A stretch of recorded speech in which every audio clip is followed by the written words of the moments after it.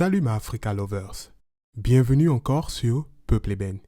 Il fait partie d'un des personnages dont on parle le moins, mais dont l'influence dans le cœur de l'Inde reste encore visible jusqu'à ce jour.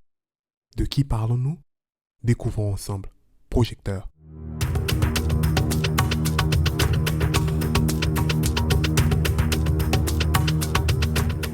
Chers African Lovers, merci de porter de l'intérêt à notre chaîne. En nous soutenant sur Patreon, vous soutenez l'amélioration, la production et la qualité de notre contenu. Le lien de cette plateforme est dans la barre de description. L'histoire de Malik Ambar est l'une de ces histoires inspirantes que l'on vous raconte rarement. Son œuvre et son personnage méritent d'être racontés et connus par chaque Africain, car nous avons besoin d'une autre narrative. Voici son histoire. Malik Ambar faisait partie des dizaines de milliers d'hommes, de femmes et d'enfants capturés en Afrique et vendus comme esclaves au Moyen-Orient et en Inde pendant près de 9 siècles. Son histoire est également une indication de la capacité de certains dans le monde majoritairement musulman de l'océan Indien à s'élever bien au-dessus de leur statut de servitude initiale.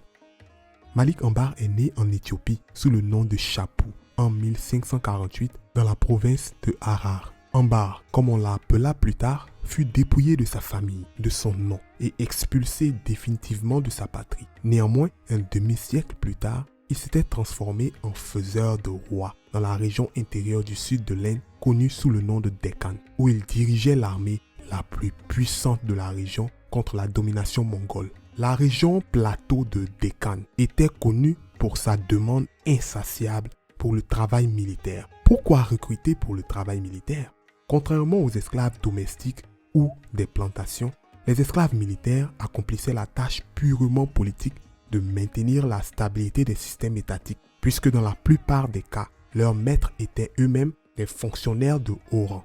Datant de l'Irak du 9e siècle, l'institution de l'esclavage militaire reposait sur l'hypothèse que les systèmes politiques peuvent être corrompus lorsque des réseaux de parenté propices aux factions prennent racine au sein de leur classe dirigeante. La solution perçue à ce problème consistait à recruter dans le service d'État des soldats qui n'étaient pas seulement détachés de leurs propres parents, mais étaient également totalement étrangers à l'État et à la société qu'ils gouvernaient. De telles mesures, supposait-on, garantiraient la loyauté continue de l'esclave envers l'État. C'est dans ce contexte que, voyageant d'abord en caravane puis en boutre, le jeune Malik Ambar a traversé la mer Rouge jusqu'au port de Mocha, dans le sud de l'Arabie, précisément au Yémen. Une chronique persane, quasiment contemporaine, rapporte qu'il a été amené à Bagdad et vendu à un important marchand qui, reconnaissant les qualités intellectuelles supérieures de Ambar,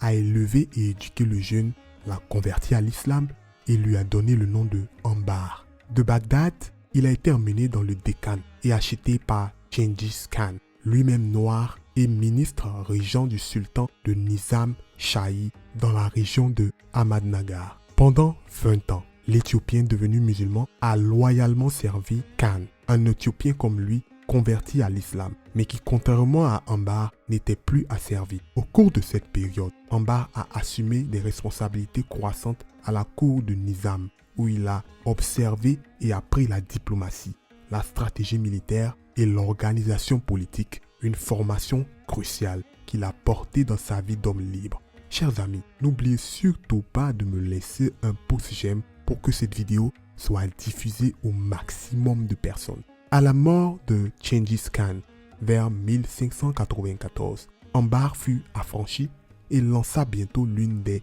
carrières les plus formidables de l'histoire politique du Deccan. Travaillant initialement comme mercenaire, en 1595, il commanda une force de cavalerie de 150 hommes et commença à organiser une armée rebelle qui se composa rapidement par milliers. En 1600, l'Africain désormais général mercenaire à part entière est devenu la figure de proue du mouvement de résistance contre la propagation de l'empire mongol dans le Deccan.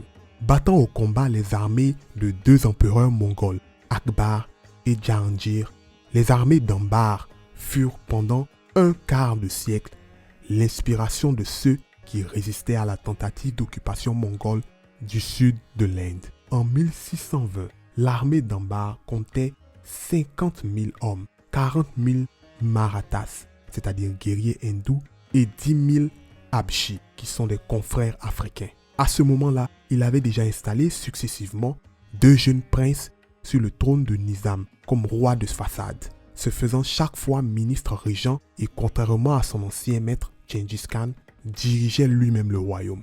Ambar a également forgé des alliances le long de la côte ouest de l'Inde avec les marins d'origine africaine devenus dirigeants de l'île de Janjira. Ces techniques innovantes de guérilla, y compris l'utilisation d'artillerie de fabrication britannique, ont empêché les Mongols d'occuper la moitié du sud de l'Inde, frustrant sans cesse les dirigeants de l'Empire mongol qui qualifiaient leurs ennemis indomptables de rebelles de la fortune noire. Vers 1619, Ambar fonda la ville de Kadi, le futur site d'Aurangabad, où il construit plusieurs palais, développa un système d'irrigation existant encore jusqu'à ce jour. Il fréquenta des artistes et des artisans hindous et musulmans, dont le grand portraitiste Hashim, et épousa sa fille et fils dans les familles les plus nobles d'Inde, intégrant ainsi les Africains dans la société d'élite sud-asiatique. Quand Ambar mourut en 1627, il était connu dans tout le Décan comme l'un des plus grands dirigeants de la région.